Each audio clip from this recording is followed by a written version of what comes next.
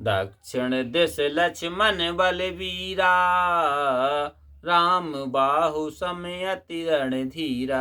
जिसकी बाईं ओर लक्ष्मण जी बैठे हों, जो रघुनाथ जी की बाहु के समान बड़े रणधीर हैं, हे स्वामी तुम उन्हीं श्री राम जी के दर्शन करो। बाम विभीषण सोहे, सिर अभिषेका राज, बीज मंत्र सब जानहि, अक्षर करहि सुकाज। लखन सिया रामचंद्र शंकर ओम। जिनकी बाईं ओर विभीषण है, जिनके सिर पर राज्य तिलक सुशोभित है, यह बीज मंत्र जानता है, यह निश्चय ही श्रेष्ठ रघुनाथ जी का कार्य करेगा। अब देखहु यह सैन सुहाई, भादो मेघ गठा जनु छाई। कन्या एक ब्राह्म उपजाई, नयन चार अरु रूप लुनाई।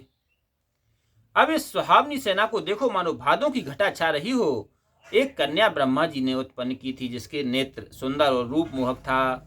बाल माहे दिन कर बल दीना, ऋतु जान बासव रति कीना। जातक यमल वीर दो जाए, देवयांश बानर तनु पाए। जिसके बालों पर सूर्य का वीर गिरा और ऋतु जानकर इंद्र ने इससे संभोग किया। इन्हीं के वीर से दो पुत्र हुए, देवताओं के अंश ने उन्हें बानर के रूप पाए शरीर पाए हैं। किस कंधा पर इन कर थाना, देव सरस मधुबन ओधाना। ऋषि मूक इन कर विश्रामा, चतुर्मास बसे जहाँ रामा। इनका निवास किसकंधा पर है, जहाँ का मधुबन देवताओं के नंदन वन से भी श्रेष्ठ है। इनका विश्राम ऋषिमुख पर्वत पर है, जहाँ श्री राम जी 4 महीने रहे थे। बाली ज्येष्ठ राम रण मारा, यह कह राज तिलक प्रभु सारा। तारा तासु भई पटरानी, जह कर सुत अंगद यति ज्ञानी। बड़े भाई बाली को श्री राम जी ने युद्ध में मार दिया और सुग्रीव को राज तिलक कर दिया। तारा इसकी पटरानी हुई, जिसका पुत्र अंगद अति ज्ञानी और श्रेष्ठ है। सहस सांको कर अर्बुद एका, अर्बुद सहसक बिंदु विवेका। सहस बिंदु गड़कन मन माना, महापदम तह कर परिमाना। सहस्त्र करोड़ का एक अरब होता है, सहस्त्र अरब का एक बिंदु, और 1000 बिंदुओं का एक पदम, ज्योतिषियों ने कहा है।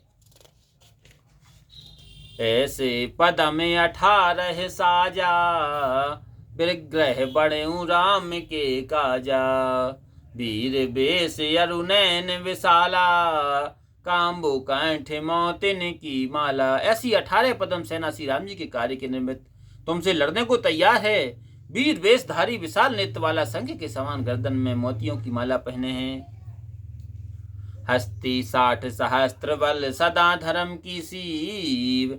और श्वेत छत्र सिर शोभित, यह राजा सुग्रीव। लखन सिया रामचंद्र।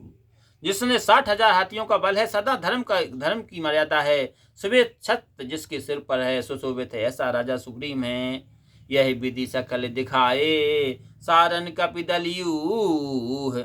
गने न रावण काल बस, अतिशय सर्व समूह। लखन सिया रामचंद्र शंकर। इस प्रकार सारण ने कपिदल के समस्त समूह दिखाए, परंतु अभिमानी रावण काल के वश होकर इन्हें कुछ नहीं गिनता है।